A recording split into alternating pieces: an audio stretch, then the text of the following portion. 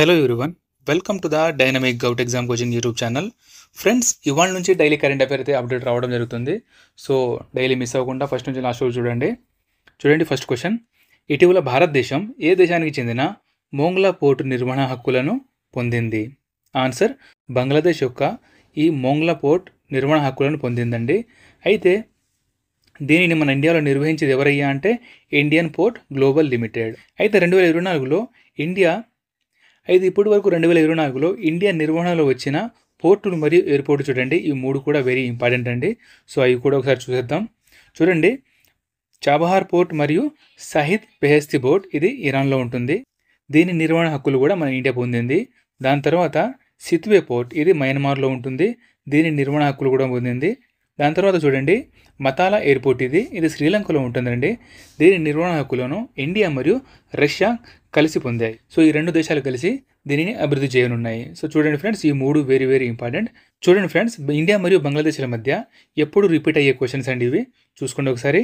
India Bangladesh మధ్య సరిహద్దును పంచుకునే ప్రాంతం మొత్తం చూసుకుంటే 4096. అయితే అతి ఎక్కువ సరిహద్దు ప్రాంతం పంచుకునే ప్రాంతం కూడా ఇది బంగ్లాదేశ్ అవుతుంది మన ఇండియాతో. అయితే సరిహద్దు పంచుకునే రాష్ట్రాల పరంగా చూసుకుంటే మొత్తం 5 రాష్ట్రాలు సరిహద్దును పంచుకుంటాయి. అవి Assam, Tripura, Mizoram, Meghalaya, west Bengal.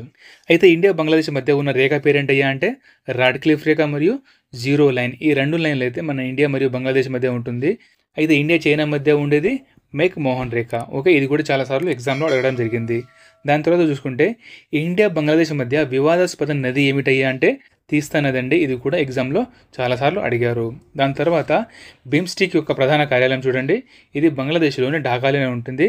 So BIMSTEC యొక్క ప్రధాన కార్యాలయం బంగ్లాదేశ్లోని ఢాకాలో ఉంటుంది. సో నెక్స్ట్ క్వశ్చన్ చూద్దాం.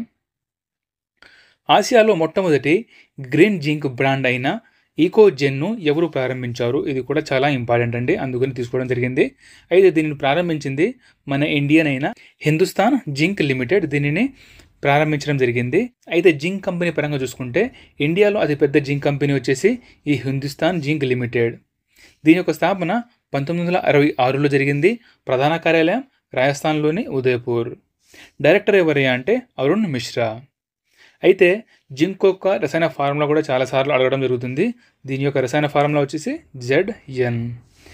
ఇంకో వెరీ వెరీ ఇంపార్టెంట్ అండి ఇది చాలా ఎగ్జామ్లో రావడం జరిగింది. ఇనుము తుప్పు పట్టకుండా ఉండడానికి ఏ పూత పూస్తారయ్యా అంటే ఈ జింక్ పూత పూయడం జరుగుతుందండి. దీనివల్ల ఇనుము తుప్పు పట్టకుండా ఉంటుంది. సో నెక్స్ట్ క్వశ్చన్ చూద్దాం. ఇటీవల 2024 ప్యారిస్ ఒలింపిక్స్లో ఇండియాకు మొదటి పథకాన్ని ఎవరు గెలిచారు? Very very important.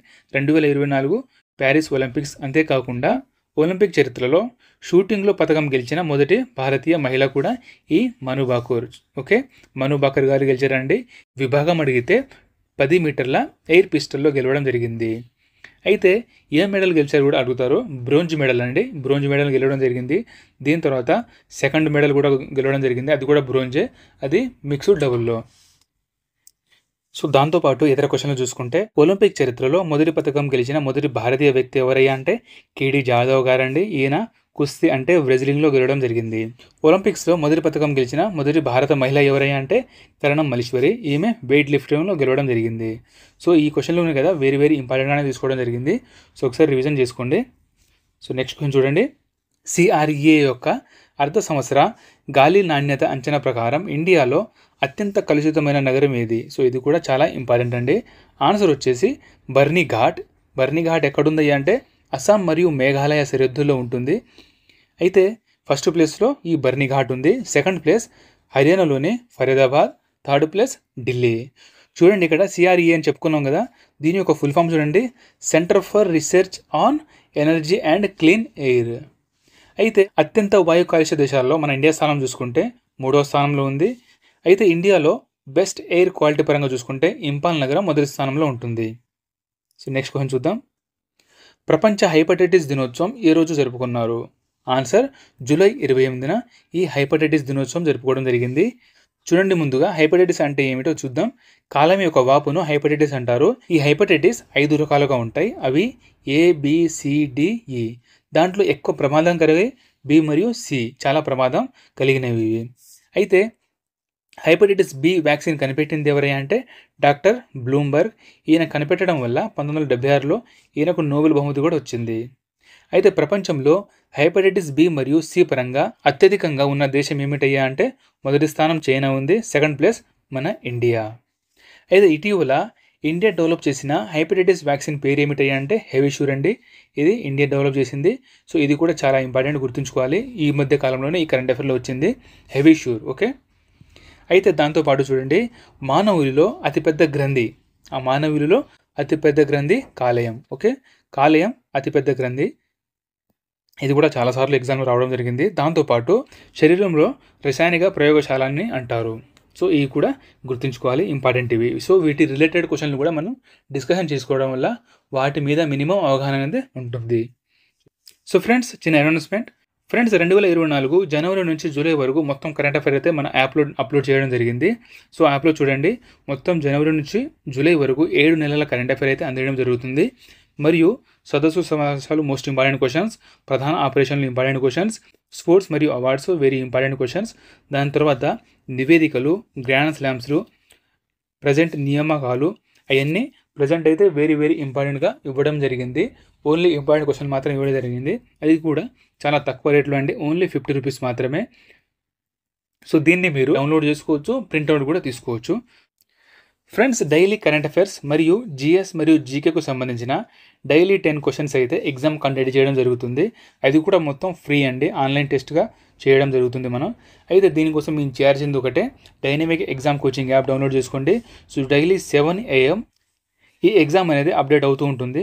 సో దానికోసం మీరు యాప్ డౌన్లోడ్ చేసుకోండి. ఈ యాప్ యొక్క లింక్ వచ్చేసి ఈ వీడియో డిస్క్రిప్షన్లో ఉంటుంది. సో డౌన్లోడ్ చేసుకోండి. నెక్స్ట్ క్వశ్చన్ చూద్దాం. ఇటీవల తెలంగాణ కొత్త గవర్నర్గా ఎవరు నియమితులయ్యారు? ఆన్సర్ జిష్ణుదేవ్ వర్మ. ఈయన త్రిపుర యొక్క మాజీ డిప్యూటీ సీఎం. అయితే తెలంగాణ గురించి తెలుసుకుంటే, తెలంగాణ మొదటి గవర్నర్ వచ్చేసి ఈఎస్ఎల్ నరసింహన్ అండి. అయితే తెలంగాణ మొదటి ముఖ్యమంత్రి కల్వకుంట్ల చంద్రశేఖరరావు. దాంతోపాటు ఆంధ్రప్రదేశ్ యొక్క మొదటి గవర్నర్ సీఎం త్రివేది, ఆంధ్రప్రదేశ్ యొక్క మొదటి ముఖ్యమంత్రి నీలం సంజీవ్ రెడ్డి. సో ఈ బేసిక్ క్వశ్చన్ అండి, మినిమం గుర్తుంచుకోవాలి. నెక్స్ట్ చూద్దాం. ఇటీవల సెర్చ్ జీపీటీని ఎవరు ప్రకటించారు? Answer Open AI. సో చూడండి ఫ్రెండ్స్, ఇది ముందు చాలా ట్రెండింగ్లో ఉండే టాపిక్ అండి. సెర్చ్ జీపీటీ గుర్తుంచుకోవాలండి, వెరీ వెరీ ఇంపార్టెంట్. దీనిని ఎవరు ప్రకటించారు, దాంతోపాటు దీనిని ఎవరు అభివృద్ధి చేశారు, అండ్ ఇది ఎవరికి కాంపిటేటివ్. సో ఇవి కూడా మోస్ట్ ఇంపార్టెంట్గా అవుతుంది. అయితే సెర్చ్ జీపీటీని ప్రకటించింది ఓపెన్ ఏఐ అండి. ఓపెన్ ఏఐ అంటే పెద్ద సంస్థ ఇది. అయితే సెర్చ్ జీపీటీ ఎలా పనిచేస్తుందంటే, మనం ఎలాగైతే ప్రతిదీ సెర్చ్ చేయడానికి గూగుల్ వాడుతున్నామో, అలాగే ఈ సెర్చ్ జీపీటీ కూడా కొత్తగా దీనిని కూడా అలాగే ఏర్పాటు చేశారు. సో గూగుల్ ఎలా సెర్చ్ చేస్తామో ప్రతిదీ కూడా ఈ సెర్చ్ జీపీటీలో కూడా ముందు మనం సెర్చ్ చేస్తాం. అది కూడా గూగుల్ లాగానే ఉపయోగపడుతుంది. ప్రజెంట్ ఇది గూగుల్కి పెద్ద కాంపిటేటివ్. సో దాంతోపాటు చూడండి, చాట్ జీపీటీని కూడా ఎవరు లాంచ్ చేశారయ్యా అని కూడా అడగొచ్చు. Open AI. సో ఇది కూడా ఓపెన్ ఏఐనే లాంచ్ చేసింది. అయితే చాట్ జీపీటీ ఒక ఫుల్ ఫామ్ కూడా అడగొచ్చు అండి, చాలా ఇంపార్టెంట్ క్వశ్చన్ ఇది. సో చాట్ జీపీటీ ఒక full form chat generative pre trained transformer అనమాట. అలాగే చూడండి, ఓపెన్ ఏఐ అని చెప్పుకున్నాం కదా, దీని యొక్క ఫౌండర్ వచ్చేసి Sam Altman. Okay, Sam Altman దీని యొక్క ఫౌండర్. సో నెక్స్ట్ క్వశ్చన్ చూద్దాం. ఇటీవల సిమ్స్ 2.0 పోర్టల్ను ఎవరు ప్రారంభించారు? ఆన్సర్ ఉక్కు మంత్రిత్వ శాఖ ఈ సిమ్స్ 2.0ని ప్రారంభించడం జరిగింది. ఎందుకయ్యా అంటే, అప్గ్రేడ్ చేయబడిన స్టీల్ దిగుమతి మానిటరింగ్ సిస్టమ్ను దీనిని మానిటరింగ్ చేయడం కోసం దీనిని అప్గ్రేడ్ చేయడం జరుగుతుంది. అయితే ప్రజెంట్ చూసుకుంటే కేంద్ర ఉక్కు శాఖ మంత్రి ఎవరయ్యా అంటే హెచ్డి కుమారస్వామి. దాంతోపాటు ఈ 3 క్వశ్చన్లు కూడా చాలా ఇంపార్టెంట్గా తీసుకోవడం జరిగింది. చూడండి, 2వ పంచవర్ష ప్రణాళికలో ఏర్పాటైన ఇనుము ఉక్కు కర్మాగారాలు చూసుకుంటే రావుల్కెలా, ఇది ఒడిశాలో ఉంటుంది. దాని తర్వాత బిలాయ్ ఛత్తీస్గఢ్లో ఉంటుంది. దుర్గాపూర్ వెస్ట్ బెంగాల్లో ఉంటుంది. దాని తర్వాత చూడండి, స్టెయిన్లెస్ స్టీల్ యొక్క మిశ్రమం కూడా చాలాసార్లు ఎగ్జామ్లో అడిగిన క్వశ్చన్ ఇది. ఇనుము, క్రోమియం మరియు నికెల్ల మిశ్రమంను స్టెయిన్లెస్ స్టీల్గా మారుస్తుంది. నెక్స్ట్ కంచు మిశ్రమం కూడా అడగడం జరిగింది. సో కంచు దేంతో తయారవుతుంది అంటే కాపర్ మరియు టిన్ మిశ్రమం వల్ల ఈ కంచు తయారవడం జరుగుతుంది. సో నెక్స్ట్ క్వశ్చన్ చూద్దాం. 2024 Paris Olympics Muscat very important అండి. ప్యారిస్ ఒలింపిక్స్తో పాటు వేరే గేమ్స్ కూడా మస్కట్ ఇవ్వడం జరిగింది. సో ఇవి కూడా మనం ఇంపార్టెంట్గానే చూసుకోవాలి. సో ఆన్సర్ వచ్చేసి ప్రిజ్ అండి. అయితే ఈ ప్రిజ్ అనేది ఫ్రాన్స్ చరిత్రను చూపించడానికి ఉపయోగించారనమాట. దాని తర్వాత చూసుకుంటే 2024 ఫీఫా వరల్డ్ కప్ యొక్క మస్కట్ వచ్చేసి లైవ్. దీన్ని ఖాతర్లో నిర్వహించారు. 27వ జాతీయ క్రీడలు ఎక్కడ జరిగిందయ్యా అంటే గోవాలో జరిగింది. దీని యొక్క mascot Moga. Khelo India youth game mascot ఏమిటంటే వీర మంగాయ్. ఇది తమిళనాడులో జరిగింది. ఇక్కడ ఫస్ట్ ప్లేస్ వచ్చేసి మహారాష్ట్ర వచ్చింది. ఓకే, సో నెక్స్ట్ క్వశ్చన్ చూద్దాం. 2024 ఓపెరాలియా కాంపిటీషన్ ఎక్కడ జరుగుతుంది? ఆన్సర్ ముంబైలో. అయితే ఈ కాంపిటీషన్ సింగర్ను ప్రోత్సహించడానికి బెస్ట్ మేల్ మరియు ఫీమేల్ సింగర్ వాయిస్కు బహుమతిగా ఇవ్వడం జరుగుతుంది.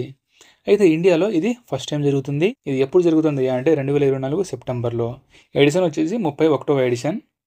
సో ఇవి ఫ్రెండ్స్ ఇవాళ most important current affairs. Friends video యొక్క కంటెంట్ కనుక నచ్చితే లైక్ చేసి మీ ఫ్రెండ్స్ అందరికీ షేర్ చేయండి. ఇప్పటిదాకా ఎవరైనా సబ్స్క్రైబ్ చేయకపోతే సబ్స్క్రైబ్ చేసుకోండి. Thank you. జై హింద్.